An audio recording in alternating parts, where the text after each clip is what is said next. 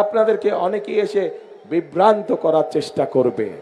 যারা এসে আপনাদেরকে বিভ্রান্ত করার চেষ্টা করবে, দেখা মাত্র তাদেরকে বলবেন গুপ্ত তোমরা। পারবেন বলতে?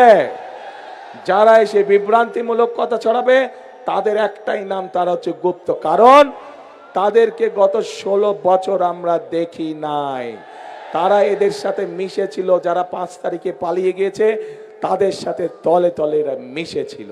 কাজেই সেই স্বাধীনতার সময় থেকে 86 সাল থেকে 96 সাল থেকে সব সময় দেখবেন এরা সব একই সাথে ছিল, এপিট আর ওপি।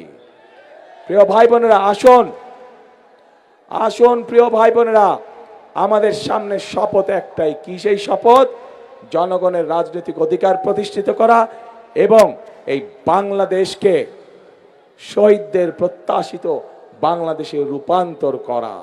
যেই বাংলাদেশে প্রত্যেকটি মানুষ নিরাপদে চলাচল করতে পারবে, যেই বাংলাদেশে প্রত্যেকটি নারী পুরুষ নিরাপদে বসবাস করতে পারবে, যেই বাংলাদেশে প্রত্যেকটি মানুষ নিরাপদে রাতে ঘরে ঘুমোতে পারবে। আমরা সেই রকম একটি বাংলাদেশকে গড়ে তুলতে চাই।